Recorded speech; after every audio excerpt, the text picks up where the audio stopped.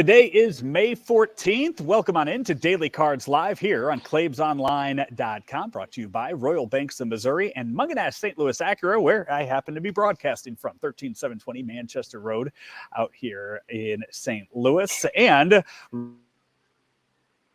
Ramber, you've been asking for guests here on the show, and here you go. I delivered for you. We got Bengie Molina with us tonight. I didn't know you were going to go to the top of the list right out of the gate. That's awesome. Bengie, of course, he's throwing out the first pitch tonight for the Cardinals-Angels game in Anaheim. Congrats. The 2002 World Series champion with those Los Angeles Angels. They were they the Angels of Anaheim, or what was the name of them back in 2002, Bengie? Wow, there were so many names back then that I can't even remember what they were. I think they were the Los Angeles Angels of Anaheim. I think they were there. They were the same ones. That rolls off the tongue. So hey, when I signed pro baseball, they were California Angels. Mm-hmm. So back in that 19. Claves and I were just looking it up to end the lunch show. 1966 was when Angel Stadium was built, fourth oldest stadium in Major League Baseball, 4 years after Dodger Stadium was built. Bengie, do you make it out there a lot? At least once a year? How often do you make it out there to Anaheim? It's very hard to make it out here because of the work that I do with the broadcasting with the Spanish home games, and when they go on the road, they have us going to lunches or visiting hospitals or visiting schools, and so they have us really busy. My girlfriend's family is from here, from Corona, California, so it's like at 20 miles away from the stadium. So when we have time like this, like Cardinals coming into town or something, we plan it. We plan it to come over. She gets to see her family. I get to go see the guys, at the stadium. So, but we don't make it maybe once a year or so. It's what I do. Yeah, Bengie, before we get into the Cardinals and your brother and all the stuff we want to talk about, go back to that championship season. That was an amazing, exciting, balanced ball club. Did you guys feel that from the very beginning that, hey, this team's got a chance to win? In spring training, everybody comes out of the gate very, very positive. Yeah. Like they all think they can win the World Series when everybody's 0-0.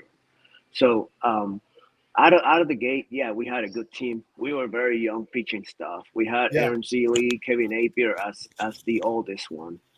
But we never. I don't think Sosha allowed us to think ahead. He was very, very powerful on winning today. Today, that's it. He didn't care about yesterday. He didn't care about tomorrow. So we never thought. And then plus we started that April so bad, so horrible. Like kind of similar as the Cardinals are doing right now, like 15 and 20 something like that. And so our heads were hanging a little bit. We're like, wow, we're a better team than this. We can play. But then we started picking it up. Winning games. We didn't hit homers, which was a great thing. Everybody could hit, get base hits here and doubles. So I think that helped us out. Then the bullpen was settled. We have the Webbers, we have the Donnelly. We have the guys, including Percy, that came in to close it out. So we were playing 6-inning games, man, at that time. And all of a sudden, we found ourselves in 500. And we're like, man, we can do this. We can play this. And Sosha was such a great leader with us. And the whole coaching staff. Remember, Joe Maddon was there. He's the bench coach. Wow. It was Bob Black, the pitching coach. It was Ron Renicky, third base coach, and it was Alfredo Griffin at first base. We have Mickey Hatcher as a hitting coach. So they were really, really good group, and they understood each other, and they understood what it took to win. So they took care of us, man. They took care of us, and before we knew it, we were around the second place, first place, and I know we got in as a wild card. So all we wanted was a shot, and then we had to face the Yankees. And then we have to face Minnesota. And then we went with the Giants, who had all kinds of veteran players. Yeah. So us as rookies, John Lackey, K-Rod, all these guys are 1 or 2 years in the league, So it was a fun freaking year, man. I can't even say enough. I mean, That's awesome. we had so much fun in that field because everybody understood what their role was. Nobody was fighting. Nobody was fighting for playing time. It was just so awesome. That year was amazing. So every time I come back to the stadium, it brings back so many good memories. I love the fans. They treated me with a lot of respect. So it's fun to be back. You mentioned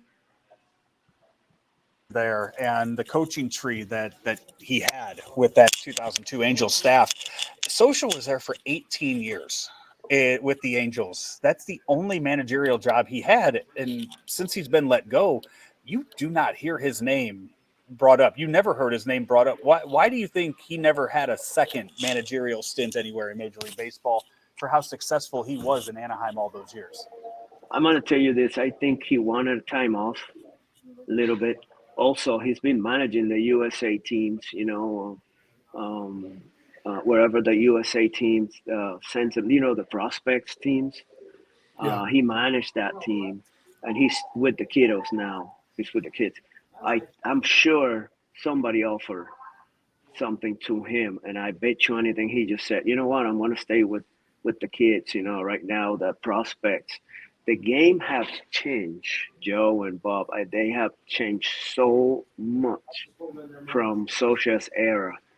The game right now, it doesn't fit Socia.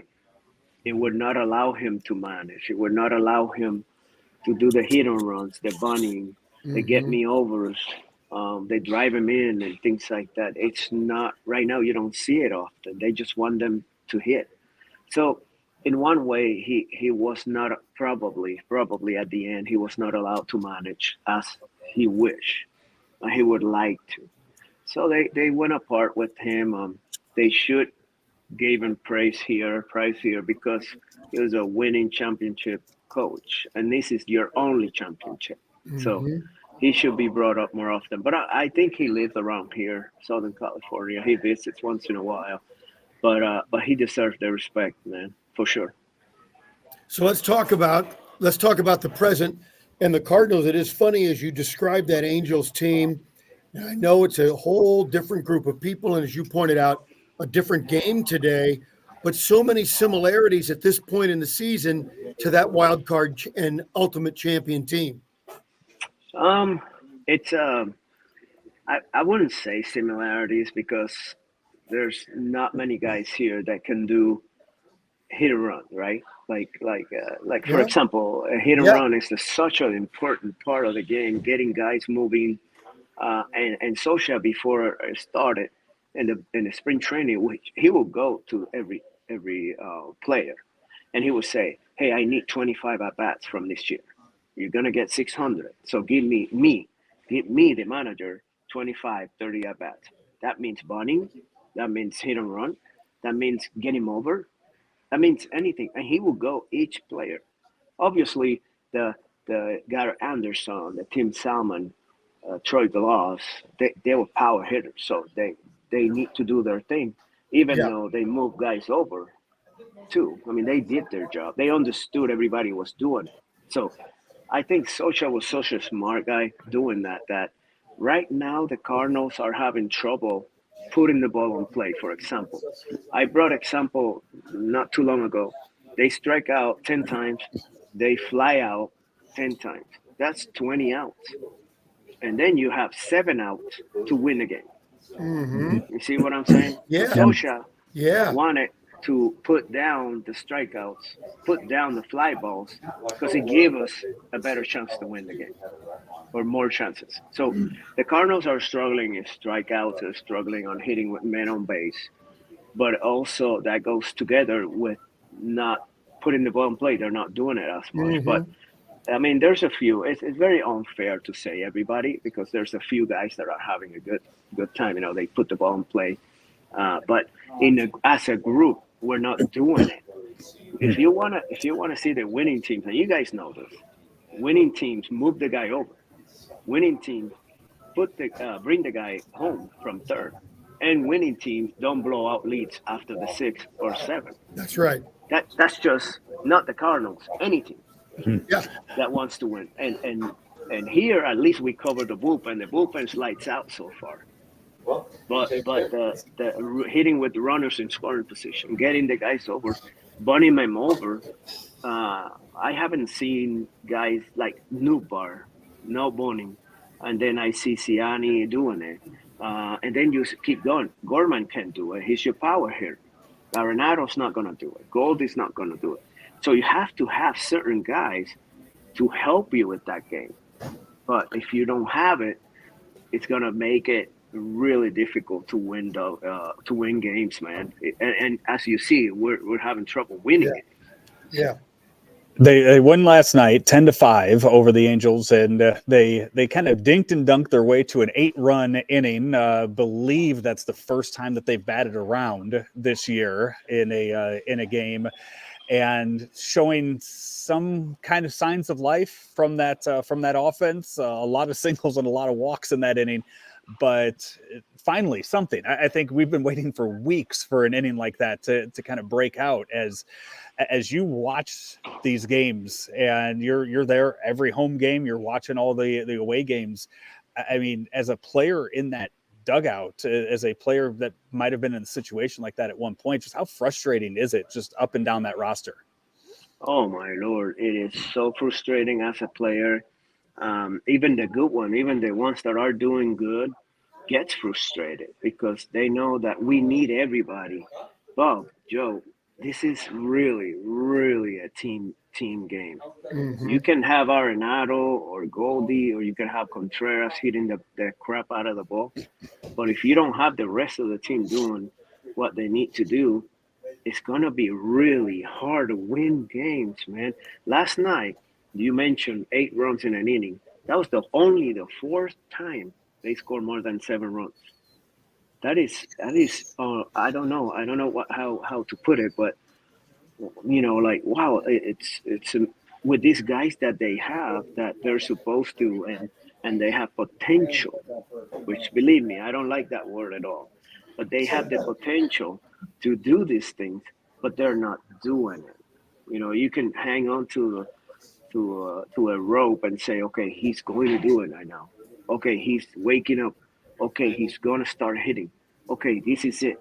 And you can tell yourself all these things. But if it doesn't happen, then what do you do as an organization? A lot of people are having it against Mo and Gurge and the Wids, and they're all mad about it. Let me tell you this. They should never be mad about these guys. These guys went to get Arenado. They wanted Arenado, they went and got it. They went to get Goldie, they got Goldie. They went to get Sonny Gray, they got Sonny Gray. They went to get all these players. They extended Yadi when everybody thought that they were not going to do it. Wayno, you name it. These guys are doing everything they can to help this team. Now, production on the field is what we have to look at. We have to look at every player, regardless of pitching and hitting, and you have to look, okay, is he producing?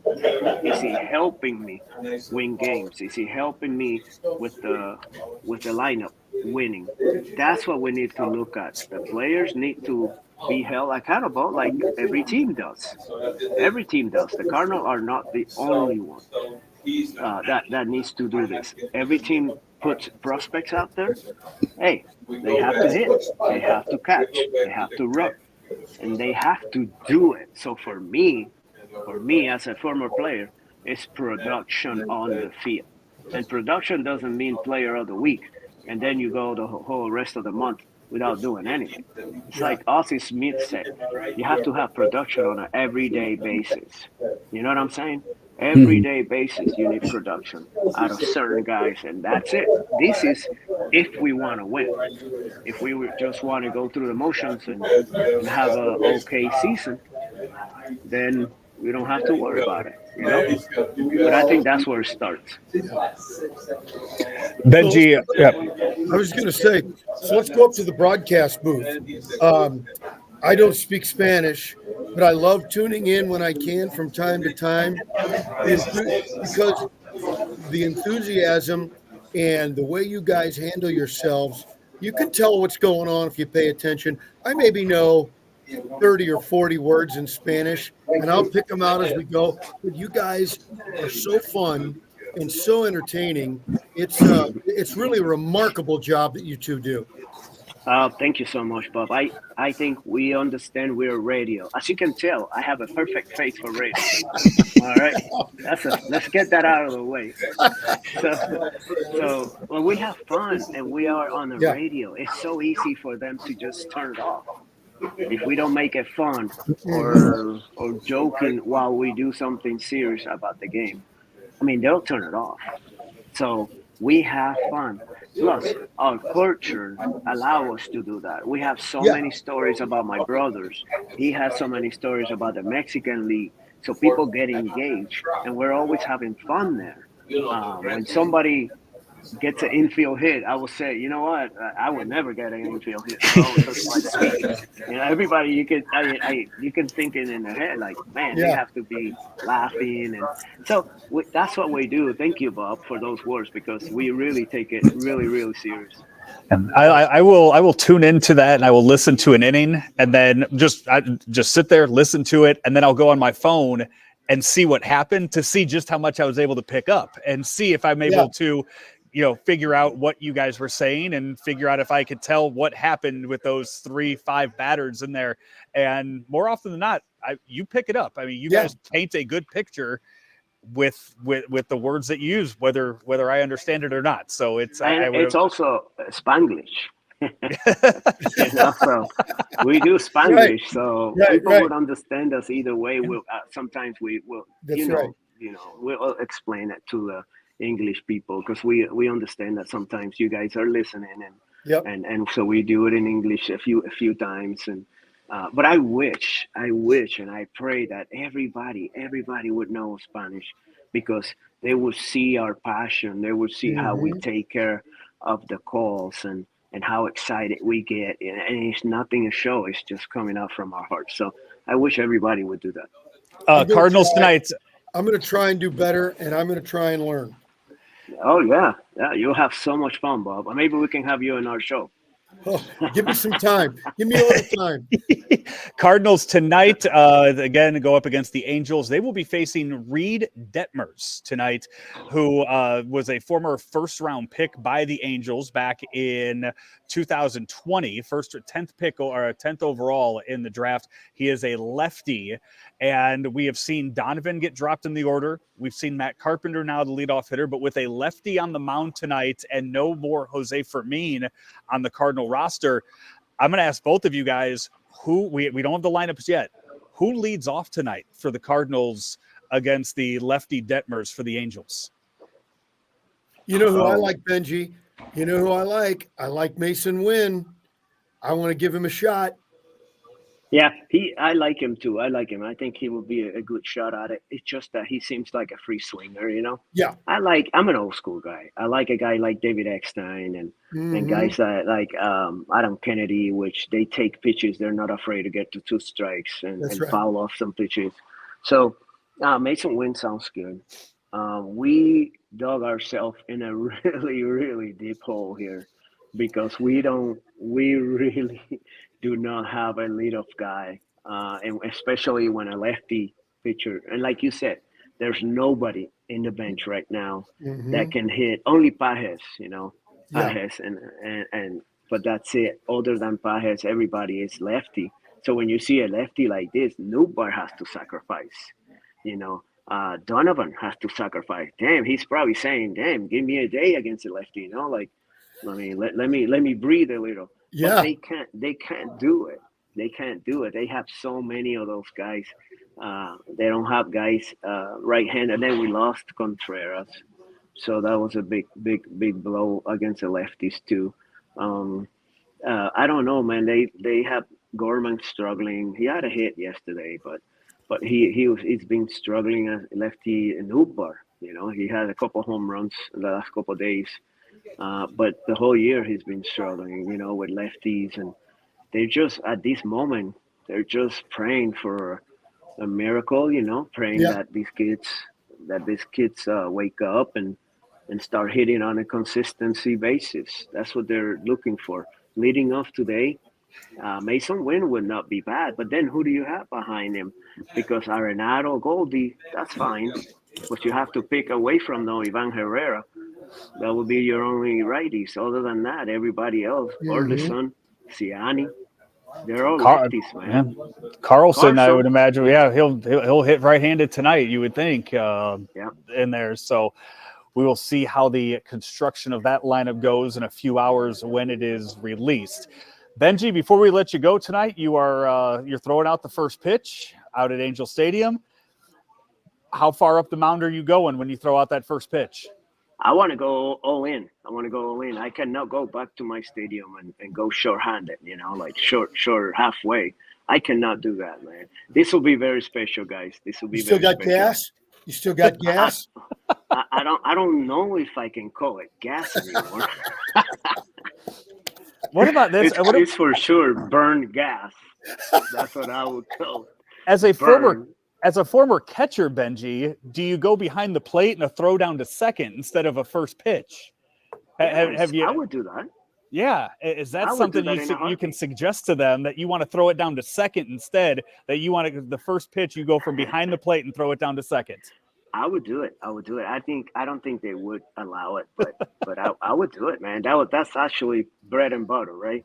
Yeah. So I would do it, no problem. But going back to the stadium is going to be super cool. It's going to be crazy. There's not many guys left from the coaching staff and the manager and maybe a couple trainers. They're still there, but man, everybody's gone. I can see Tim Salmon. I can see Garrett Anderson on top, doing the radio and TV, and that'll be it, man. There's nobody from the teams before. That's why I love the Cardinals so much, because they take care of the alumni so good. Yeah, they gave them that, and they really love them. So, but it'll be fun to go out there, throw the first pitch, see people, and in the place that you won the only championship. So it'll be fun. Looking forward to watching the replay of it. Hopefully they show it on Valley Sports Midwest. Hopefully they don't.